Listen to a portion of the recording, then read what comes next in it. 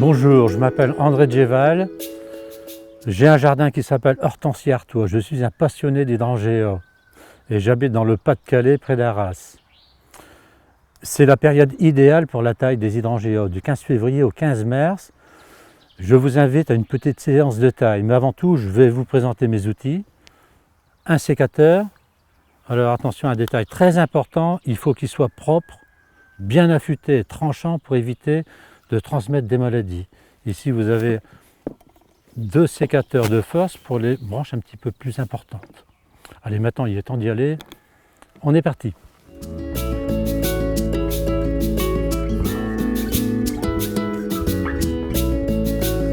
Alors, la taille des hortensias. Ce qu'il faut savoir, il y a 4 points très importants qu'il faut savoir pour bien tailler les hortensias. Premièrement, très important, ici vous avez une paire de bourgeons sous l'inflorescence fanée. Ce sont les futurs bourgeons qui donneront l'inflorescence de cette année. Ensuite, deuxièmement et troisièmement, il faut savoir reconnaître le jeune bois. Alors le jeune bois, c'est lui là, il est très coloré. Du vieux bois. Alors le vieux bois des hydrangea, il a une couleur assez terne. Et quand on regarde bien dans le fond, l'écorce se desquame, c'est-à-dire que l'écorce part en lambeaux. Et la dernière des choses, le quatrièmement, c'est privilégier les jeunes pousses qui se trouvent au collet de la plante, justement pour raviver, pour rajeunir la plante. Ne pas oublier que ce sont des êtres vivants qu'il faut respecter. Donc c'est les 4 points très importants qu'il faut savoir pour faire une bonne taille. Alors la taille des hortensias, je dis bien des hortensias. Pour des sujets qui sont plantés avant 6-8 ans, je dis bien 6-8 ans, il n'y a que 2 choses à faire. Couper les inflorescences fanées, alors couper au-dessus, pas en dessous, parce que ou alors vous supprimez la floraison, c'est les 2 bourgeons floraux qu'il faut préserver. Ensuite, couper le bois mort, ou alors du bois abîmé, et c'est tout. On ne fait plus rien d'autre.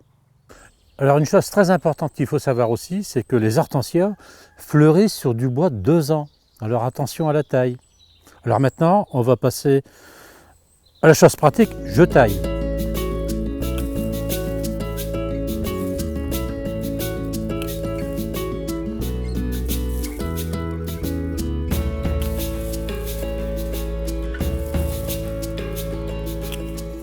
Alors couper l'inflorescence fanée. Alors ici le pédoncule, on peut voir que c'est du bois mort. Donc la plante n'est pas stressée, elle n'est pas abîmée. Donc ça c'est primordial pour les hortensias. Donc ici, là c'est une branche abîmée il faut couper. Alors au niveau des branches abîmées, évidemment, si on trouve une branche abîmée même au mois d'août, on la coupe. Maintenant le bois mort, on va passer au bois mort. Donc ici on va couper, on constate que c'est vraiment du mort. La plante n'est pas stressée. Ici.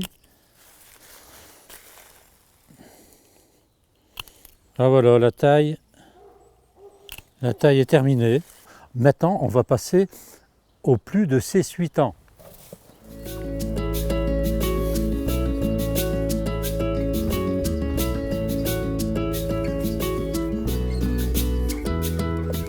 Alors ici on est dans un massif que j'ai planté en 2002. Donc c'est déjà un massif qui a 13 ans de plantation. Il a été taillé en 2010. Maintenant en 2015, on va refaire une deuxième taille. Alors voilà, je vais commencer par tailler cette hortensia. Voilà. Pour y voir clair un petit peu dans tout ce entre guillemets fouillis, je vais commencer par couper les inflorescences fanées, comme ça on verra un petit peu plus clair au travail. Voilà. Donc en faisant toujours attention aux bourgeons à fleurs, il ne s'agit pas de couper n'importe quoi. Bon, maintenant l'opération des fleurs fanées c'est terminé. Alors maintenant on va passer à la taille proprement dite. Alors ici on est dans un hortensia où les branches s'entrecroisent, le centre est très ombragé, donc il faut soulager tout ça en coupant du vieux bois, le vieux bois vraiment au plus ras de la plante pour favoriser justement les jeunes pousses qui vont régénérer en quelque sorte la plante. Il faut toujours couper sur du vieux bois pour favoriser le jeune bois. Et c'est le jeune bois ici qui portera les futures inflorescences du mois de juillet. Donc il faut aérer, vraiment aérer la plante. Alors voilà, le travail est terminé, au moins pour celui-là, cet hortensia, qui va être très très florifère, très beau au mois de juillet. On voit toutes les fleurs qu'il va y avoir. Alors maintenant, c'est pas fini, parce que j'ai encore, pour harmoniser le massif, j'ai encore la taille de toutes ces plantes pour harmoniser vraiment, pour avoir quelque chose d'équilibré. Maintenant, encore une petite taille sur une plante qui fleurit sur du bois de 2 ans. Allez, on est parti. Alors, on reste dans le monde des hortensias. Donc, je vous présente l'hortensia grimpant. Il est couvre-sol et c'est une plante grimpante qui peut monter à 7, 8 mètres, 9 mètres d'auteur.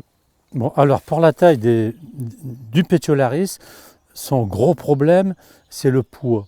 Alors, le poids de la plante, souvent, ce qui se passe avec le vent, il se passe un décollement du végétal de son support. Le principe de la taille, c'est de tailler cette plante sur la charpente. Alors ici, c'est la charpente, ça. Ici, on a une belle qui est bien accrochée. Comme ça, il n'y aura pas de problème par la suite.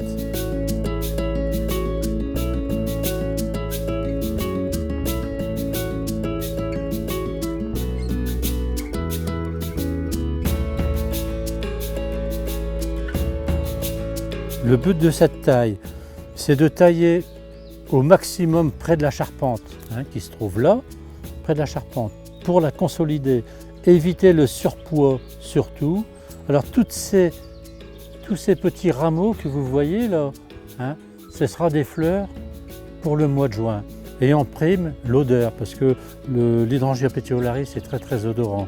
Voilà, vivement le mois de juin.